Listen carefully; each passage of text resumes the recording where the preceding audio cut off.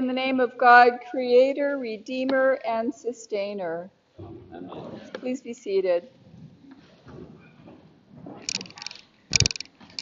Have you ever heard that expression, he is his own worst enemy? Does it ever apply to you?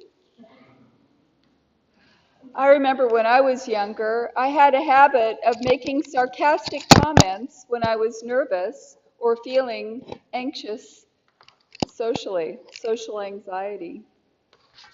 So as a result, I went on a lot of first dates, but not a lot of second.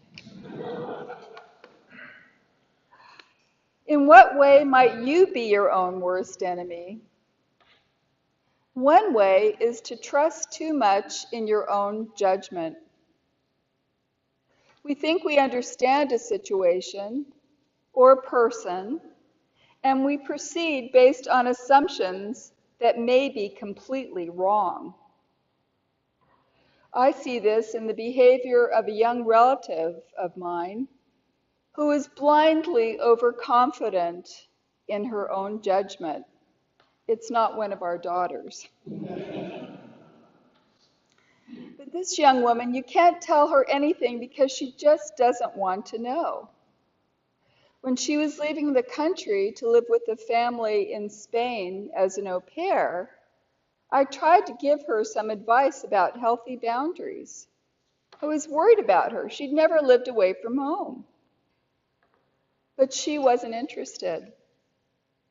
Sadly, after she arrived there were some serious boundary issues, and she ended up coming home before the end of her commitment. Later, she decided to sell everything she owned and move to Mexico without consulting anyone else, only to return home a few months later. It seems that it's not as easy as she thought for a woman in her 20s to move to a foreign country and start a business with little money and no local contacts. Who would know it would be so difficult? No one could have predicted that, right? Like President Trump, who knew healthcare could be so difficult? No one would have known that either, right? We all have our blind spots. This may be why God created us as social beings, and why Jesus told us that he is with us when we are gathered together with other Christians. The Apostle Paul laments his blind spots and personal failings in today's reading from his letter to the Romans. For I do not do what I want, but I do the very thing I hate. That sounds like me on a diet. I'm fine until I see that piece of cake or the last piece of pizza in the box, and I end up doing the very thing I hate and feeling like a loser for it afterwards. At some point, we're all losers, aren't we? We all fail from time to time.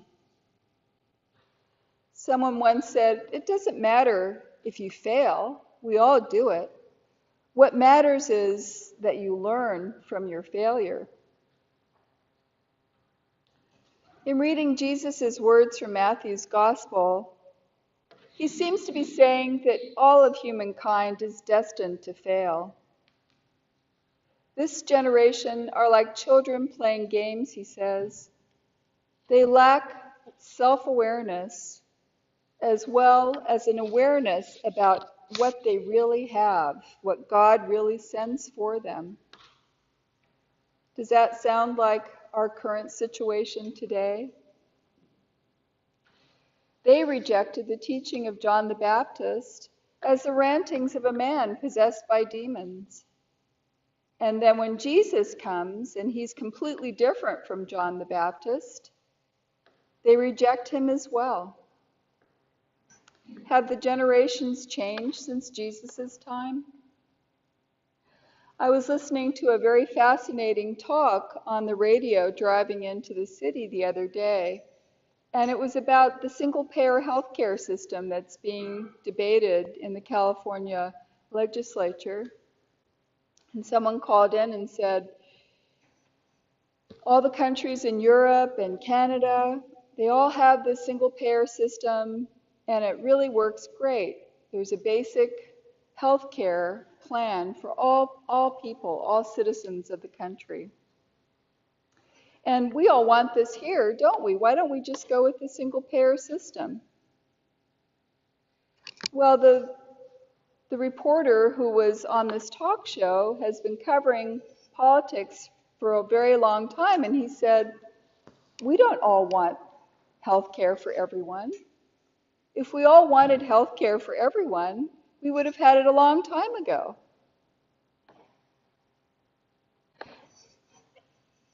And what about the crisis of homelessness in San Francisco?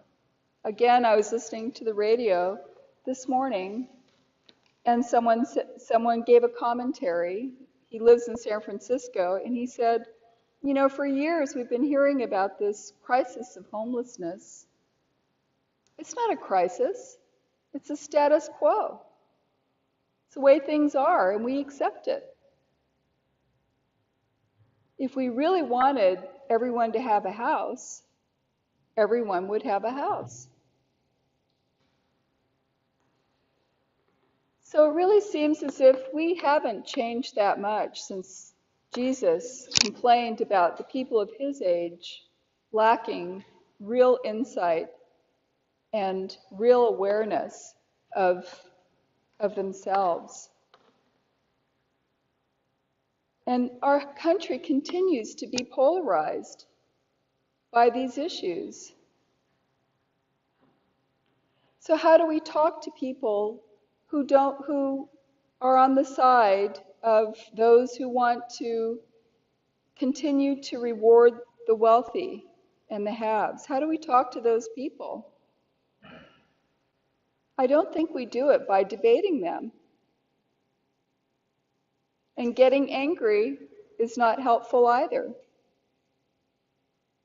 We're living in a very angry world right now. Just get on the road, get in your car, and drive. And it really seems to me that the incidents of road rage are increasing. People are angry.